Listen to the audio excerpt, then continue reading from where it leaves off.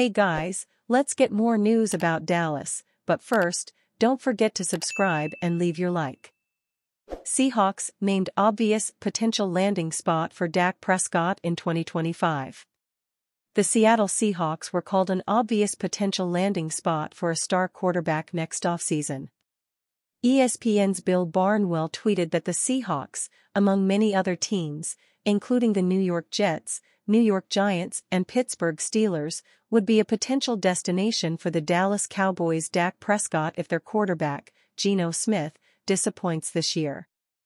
Seattle will enter the 2024 season with Smith as its starting quarterback for the third consecutive year, but he did decline, 658 fewer yards and 10 fewer touchdown passes, last year as the Seahawks missed the playoffs. Writing about Dak this week. Giants, Seahawks, Jets, Steelers, Titans, Saints, and Raiders seem like the obvious ones if their QB situations disappoint this year, Barnwell tweeted on June 17. Dolphins would be in the mix if the Tua deal doesn't get done. Panthers would be a long shot if Young doesn't improve. It's no secret that Prescott's situation in Dallas is uncertain. The 30-year-old quarterback is entering the final year of his $160 million contract in 2024. The Cowboys remain adamant that they want to re-sign their quarterback to a long-term deal. However, the longer the two sides go without actually completing a deal, the higher the chance Prescott simply leaves in free agency for a big money deal from a quarterback-needy team. Absolutely. I totally think Dak can lead us to a championship, Cowboys Executive Vice President Stephen Jones said back in May. He does everything the right way. He's certainly the leader of this football team. He keeps everybody motivated in the offseason. He's got everybody working out and doing all the things that it takes to put in the work to give yourself every opportunity to win a championship. Prescott, a three-time Pro Bowl quarterback, is one of the best passers in the league.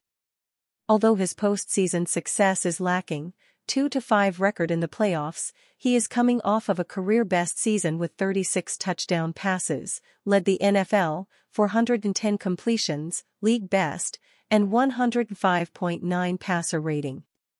His productive 2023 season, when he led the Cowboys to their third consecutive 12-win season, resulted in a runner-up finish in MVP voting.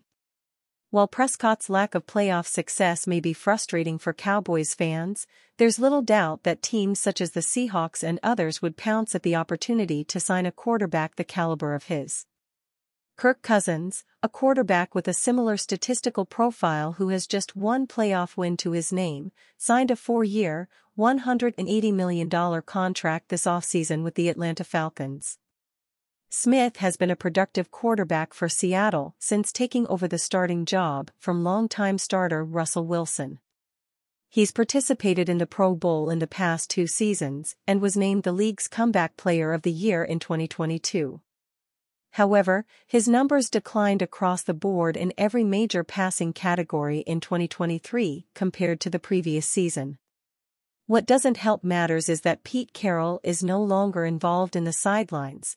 The Seahawks feature a completely new regime with first-year head coach Mike Macdonald and first-year offensive coordinator Ryan Grubb.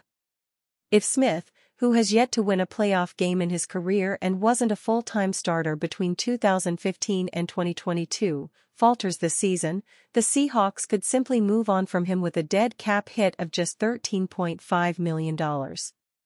If that ends up being the case, Seattle could definitely emerge as a potential team in the Prescott sweepstakes in 2025. Cowboys RB Ezekiel Elliott has a chance to join NFL's 10K rushing yard club in 2024. Much has been said about the Dallas Cowboys running back room in 2024. You can check out this assessment of the position group ahead of training camp. It is my personal opinion that Ezekiel Elliott will see the lion's share of touches out of the backfield for the group, but that obviously remains to be seen. Assuming that is the case, then Elliott has a chance to join an exclusive NFL club this coming season. Obviously Zeke has played a majority of his career to date with the Cowboys save for his season abroad with the New England Patriots last year.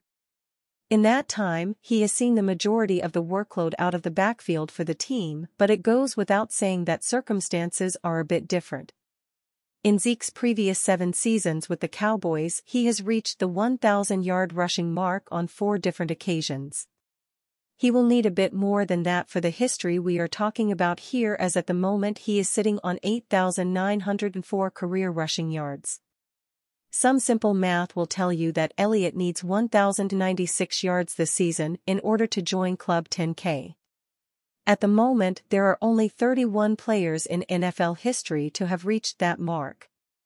This is obviously quite the list, and it features the 2 greatest running backs in franchise history in Emmitt Smith and Tony Dorsett. There are plenty of other runners who have a bust in Canton at the Pro Football Hall of Fame, just like Smith and Dorsett, though. Interestingly, there is not a single player in the Hall of Fame who reached the 10K club but did not make it to 11K. However, there are players south of 10K rushing yards who have been enshrined, like Joe Perry, 9,723, Earl Campbell, 9,407, Jim Taylor, 8,597, Larry Kasonka, 8,081, Terrell Davis, 7,607, John Henry Johnson, 6,803, and Steve Van Buren, 5,860. As if this were not known, football has been played different by different people at different points in time, and as a result that has churned out players who have done a variety of things.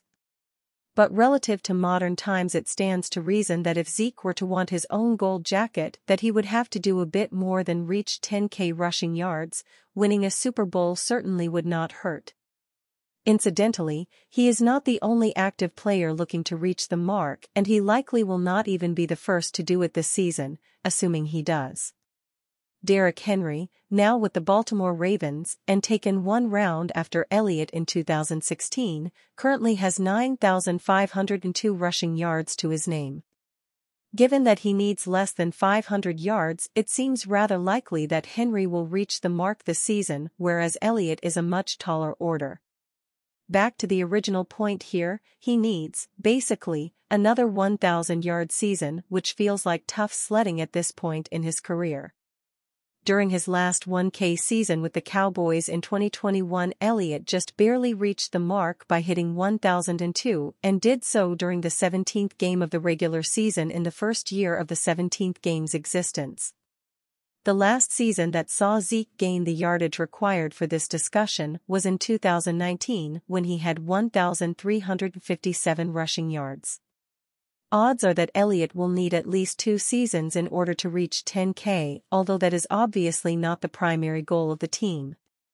It would certainly be neat to see, but again, winning a title would probably go a longer way towards things like the Hall of Fame in terms of those kinds of discussions. Dallas Cowboys urged to pursue recently released offensive weapon. The Dallas Cowboys have had a relatively quiet NFL offseason so far. While most moves have been made and teams are ready to get training camp started, Jerry Jones and company could still be interested in improving the roster. Heading into what is expected to be a massive 2024 season with major implications, the Cowboys need to be aggressive if something comes available that fits a need. One of the main needs for the team currently could be adding another weapon for star quarterback Dak Prescott. CeeDee Lamb, Brandon Cooks, and Jalen Tolbert are the top 3 names on the wide receiver depth chart for the Cowboys. Another wide receiver could stand to be added to the competition. Mims is certainly an interesting player. However, he has never been able to latch on with a team at the NFL level. Standing in at 6'3" and a shade over 200 pounds, Mims has always had insane physical ability. He is fast, can go up and get jump balls, and can make plays with the ball in his hands. Unfortunately, he lacks in other areas that are needed to be a good NFL player. That isn't to say that he hasn't improved in those areas. But, the fact that the Steelers recently cut him seems to suggest that he still hasn't figured out how to maximize his full potential. Signing Mims wouldn't be a bad idea. Bringing him into training camp and seeing if they can get some of his potential out of him makes sense. It's not likely that he'll make the 53-man roster for the regular season, but he could be worth taking a flyer on for the Dallas Cowboys. And you, fan? What do you think of the situation of Denzel Mims? Leave your opinion in the comments.